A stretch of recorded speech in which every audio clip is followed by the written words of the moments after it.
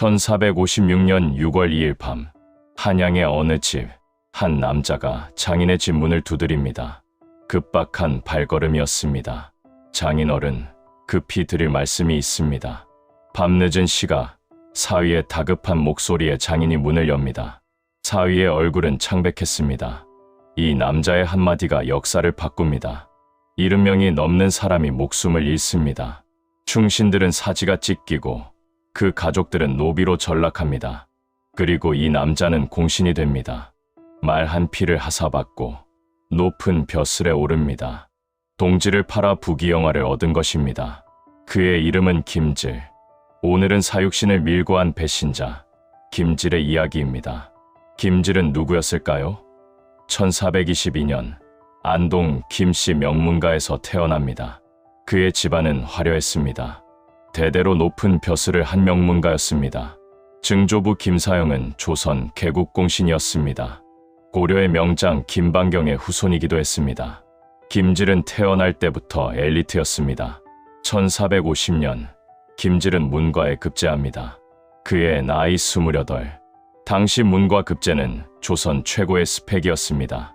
출세가 보장된 길이었습니다. 수천 명이 응시에 수십 명만 합격하는 시험. 김질은 그 좁은 문을 통과한 수재였습니다. 그의 앞날은 창창해 보였습니다. 그는 문종의 총애를 받았습니다. 성삼문, 신숙주와 어깨를 나란히 하는 인재였습니다. 조선의 미래를 이끌 젊은 관료. 그가 배신자가 될 줄은 아무도 몰랐습니다. 김질에게는 든든한 뒷배가 있었습니다. 장인 정창손. 정창손은 지편전 학사 출신으로 훗날 영의정까지 오르는 인물입니다. 조정의 실력자였습니다. 그런데 정창손에게는 어두운 면이 있었습니다. 훈민정음 창제 당시 그는 반대했던 인물입니다. 백성을 위한 글자에 반대한 것입니다. 세종이 훈민정음을 만들 때 정창손은 백성에게 그를 가르칠 필요가 없다고 주장했습니다. 세종이 분노하여 그를 파직시켰을 정도였습니다. 그런 인물이 김질의 장인이었습니다. 1453년 계유정난이 일어납니다. 수양대군이 쿠데타를 일으킵니다. 그날 밤 피바람이 불었습니다. 김종서, 황보인 등 단종을 보필하던 대신들이 하룻밤 사이에 목숨을 잃습니다. 13살 단종은 허수아비가 됩니다. 1455년 수양대군은 조카 단종에게서 왕위를 빼앗습니다. 세조의 탄생입니다. 조정은 둘로 갈라집니다. 세조에게 충성하는 자들, 그리고 단종을 잊지 못하는 자들. 김질의 장인 정창손은 세조의 편에 섰습니다. 권력을 선택한 것입니다. 이때 성삼문이 김질을 찾아옵니다. 함께하지 않겠는가? 상황 전하를 다시 모셔야 하네. 은밀한 제안이었습니다. 단종 복위 계획이었습니다. 성공하면 공신, 실패하면 삼족이 멸하는 대역죄, 목숨을 건 도박이었습니다. 김질은 동참합니다. 왜였을까요? 문종의 유언 때문이었을까요? 동료들과의 의리였을까요? 아니면 성공하면 공신이 된다는 계산이었을까요? 기록은 그의 속마음을 말해주지 않습니다. 분명한 것은 그가 동참했다는 사실입니다. 그는 동지가 되었습니다. 거사 계획이 세워집니다. 1456년 6월 1일 창덕궁에서 명나라 사신 환송연회가 열립니다. 이 자리에서 세조를 제거하기로 합니다. 연회장에서 임금을 호위하는 벼룬검, 유흥부와 성승이 이 역할을 맡기로 합니다. 성승은 성삼문의 아버지입니다. 아버지와 아들이 함께 목숨을 건 것입니다. 유흥부와 성승이 세조를 베고 한명회와 권람 등 세조의 측근들을 제거한다.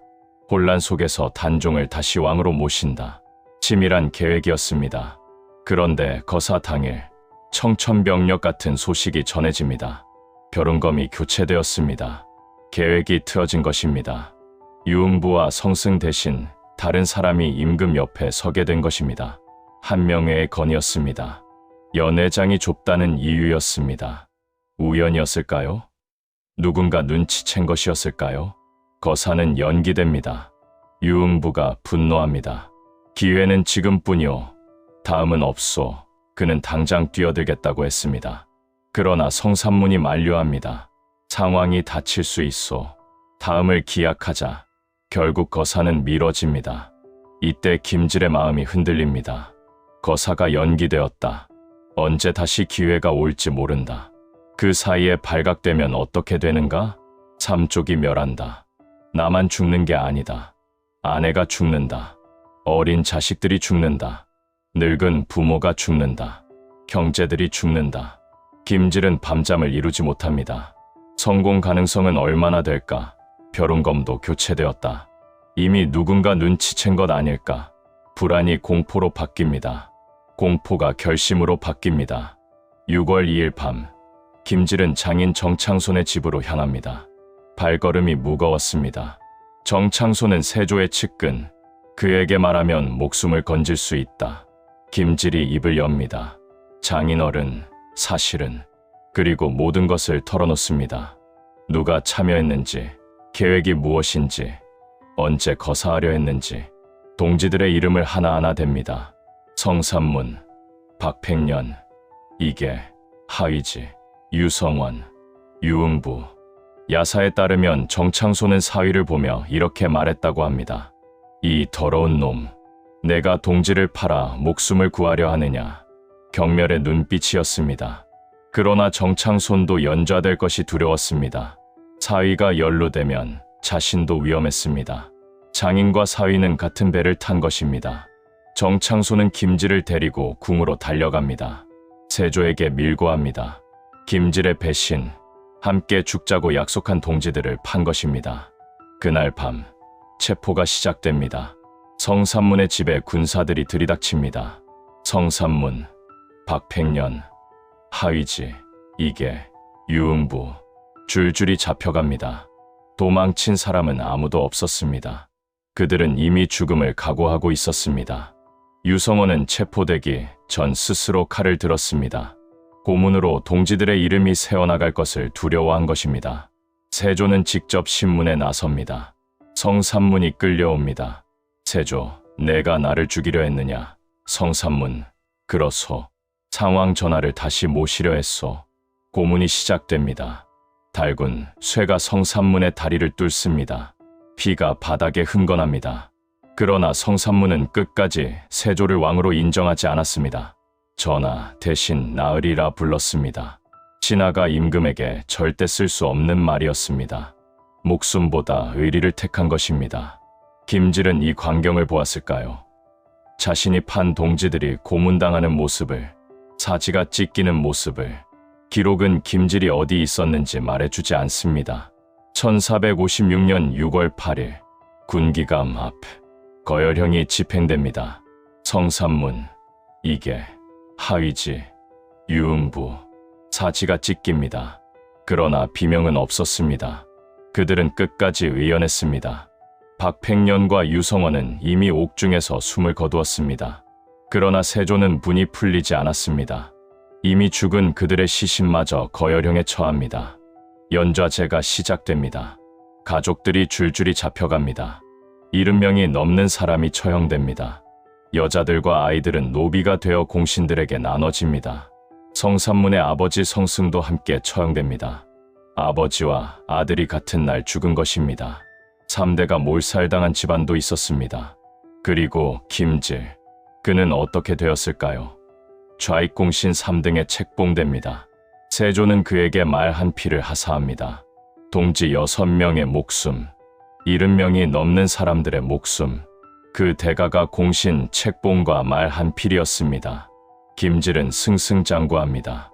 군기감 판사로 시작해 평안도 관찰사, 공조판서, 병조판서, 벼슬이 계속 올라갑니다. 승진의 승진을 거듭합니다.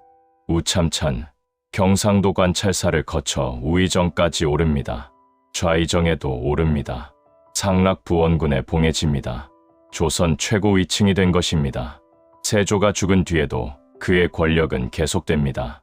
한명회, 신숙주와 함께 원상이 되어 어린 예종과 성종을 보좌합니다.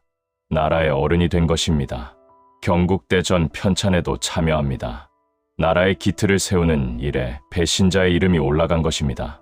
역사의 아이러니였습니다. 1478년 김질이 죽습니다. 향년 56세. 배신 후 22년간 부귀영화를 누렸습니다. 천수를 다한 것입니다.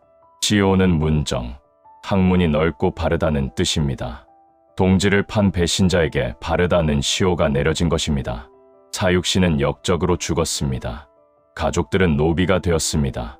김질은 공신으로 살았습니다. 자손들은 대를 이어 벼슬을 했습니다. 세상은 공평하지 않았습니다. 그러나 역사는 기억합니다. 235년 뒤 1691년 숙종 때 사육신이 복권됩니다. 역적의 누명이 벗겨집니다. 1758년 영조, 사육신에게 이조판 서가 추증됩니다. 충신으로 추앙받습니다. 그들의 무덤은 사육신묘가 되어 지금도 참배객이 끊이지 않습니다. 죽어서 영웅이 된 것입니다. 김질은 어떻게 기억될까요? 500년이 지난 지금도 배신자입니다. 공신의 벼슬도, 부원군의 자귀도, 문정이라는 시오도 그를 구하지 못했습니다. 역사는 그를 용서하지 않았습니다. 김질의 선택, 그는 가족을 지키려 했을까요? 아니면 그저 비겁했을까요? 분명한 것은 하나입니다. 그는 함께 죽자고 약속한 동지들을 팔았습니다. 그 대가로 22년을 더 살았습니다. 여러분이 김질이었다면 같은 선택을 했을까요? 댓글로 의견 남겨주세요. 오늘 영상이 유익하셨다면 구독과 좋아요 부탁드립니다. 다음 영상에서 또 뵙겠습니다.